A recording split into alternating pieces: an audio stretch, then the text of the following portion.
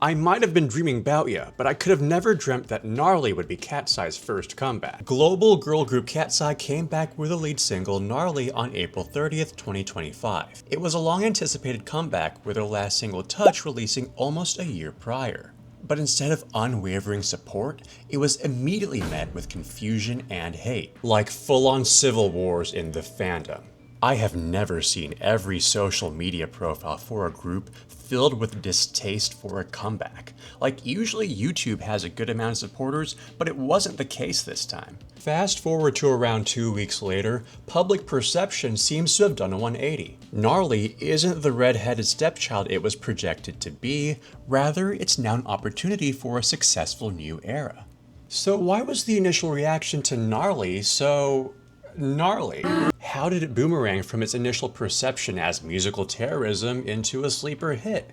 And what does this mean for the future of Katseye? Hi, I'm Bert, and welcome back to my channel, where we think Teslas are gnarly. Today we're exploring Gnarly's chaotic journey and Katseye's path going forward. Why was Gnarly so hated upon its release? In my perspective, a lot of the hate stemmed from the dissonance between Katseye's musical journey pre-Gnarly and post-Gnarly. In November 2021, South Korean entertainment corporation HYBE, in collaboration with American record label Geffen Records, opened up global auditions. With over 120,000 applicants across the continents, there was potential brewing. The debut project was revealed to the public on August 28, 2023 as Dream Academy, with the program's art film showcasing the 20 chosen trainees. Dream Academy was set up in survival show format, a common way to debut idols in the K-pop industry. Viewers were instrumental in moving contestants onto the next round of the competition alongside judge and corporate input. Dream Academy aimed to merge East and West with this format, with the debut group going through the K-pop trainee process while promoting as a global group. The program produced Katseye, a group with a beautiful blend of vocal prowess and explosive performance skills, factors that were emphasized in the show's mission-based progression. Katseye would then debut on June 28, 2024 with the single Debut, which was followed by single Touch on July 26, 2024. These singles would become part of their debut album Sis, which released in August of the same year. Katseye's debut album was shortly followed by the Netflix docuseries Popstar Academy Katseye, which covered Katseye's debut process in Dream Academy and even included moments from before the 20 contestants were selected. Many have already dissected or reacted to Popstar Academy. There were uncomfortable moments in the show, such as the surprising reveal to the girls that their training process was going to become a survival show, conflict between members, and so on. Its release post-debut riled up the fandom and general public who watched the show. Think pieces and accusations towards members galore. While the release of the docuseries seemed to draw hate towards Katseye, it became apparent that new eyes piqued with interest were appearing as well. Note this for later.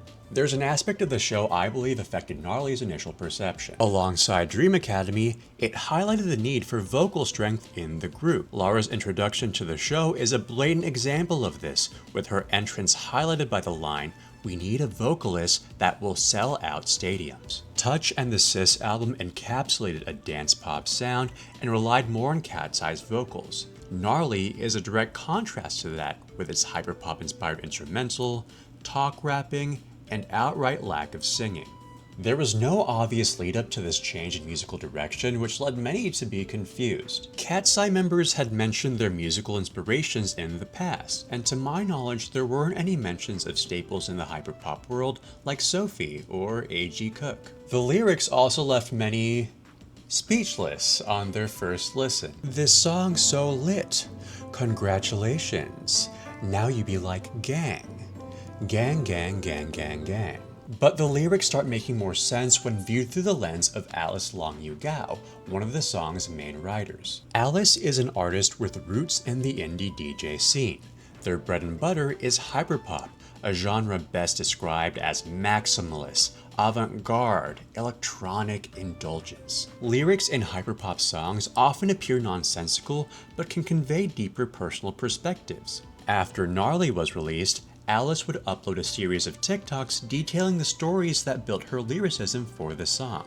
Boba tea is gnarly to me because when I was in middle school, I drank 1 cup of boba tea for a week straight. Taro flavor only, if you know, you know. And I gained 5 kilograms in that week. And that really traumatized me. So it's kind of funny for me to see the boba tea boom in the West. Gnarly is undoubtedly satirical work, and whether you like that or not is up to you. Sidebar, this is my personal opinion. The song is still satire when performed by Katseye, but I do think some of the satire and messaging was diluted when sold to hype, and I think that has contributed to people's different perspectives on the work.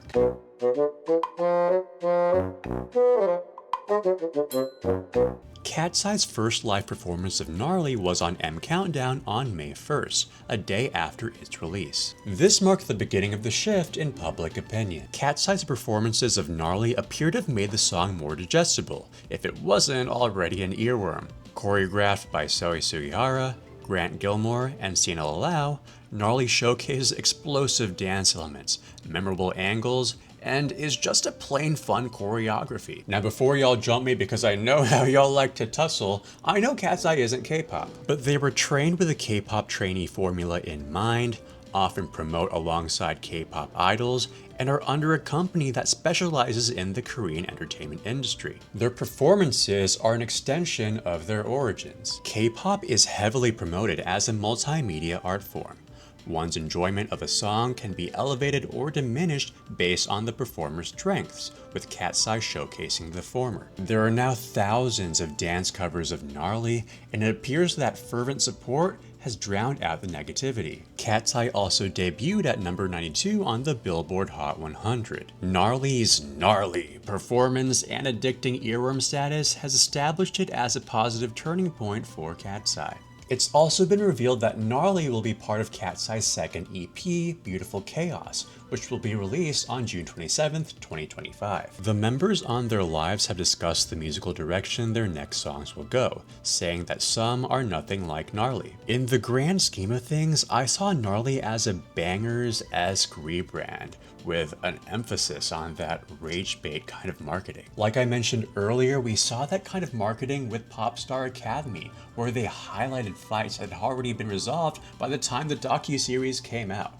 Hybe, see what you're doing. Whether you love or hate that Miley era, it was pivotal in shifting her style and public branding. Despite Banger's controversies, Miley would go on to achieve further commercial success, with feats like her single Flowers breaking streaming records. Can Katseye replicate Miley's brand transformation? Katseye benefits from being a new group. There are opportunities to experiment with identity and sound without unfortunate consequences. At the same time, tight branding and consistency can be correlated to success. When you think of the Spice Girls, you think of girl power and sisterhood, with Little Mix also echoing feminist anthems. Destiny's Child and Flow, their soulful R&B energy. Fifth Harmony, a mess.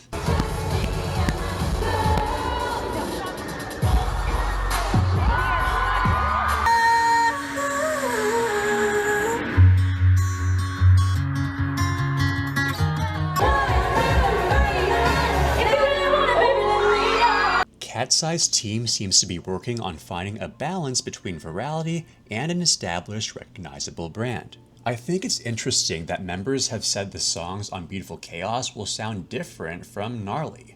Will this lead to further brand confusion? We recently saw this with Lisa's alter ego. Lisa's a stunning performer, but her album lacked cohesion for many and left us wondering, who is Lisa and what is her message? I see a bright, gnarly future for Katseye. I've said it before, but the girls are powerhouses in vocals, performance, personality. Did you even bite the middle? There's a Where there is a black girl in the middle, being black in the middle. They're the full package. I'm seated for Beautiful Chaos, and I'm wishing them all the success, and I'm interested to see how it turns out. Did you like Gnarly on your first listen, or did it take a while for it to cook? Is Katseye's new direction one you see yourself fully supporting? Let me know in the comments. I love reading your perspectives. Thanks for watching. I'll see y'all soon. If you're still here, thank you for dealing with my whack upload schedule. I'm just busy. TikTok and Reels, you can whip those out in seconds, but YouTube is an investment. It's been so fun though, and thank you so much for your support.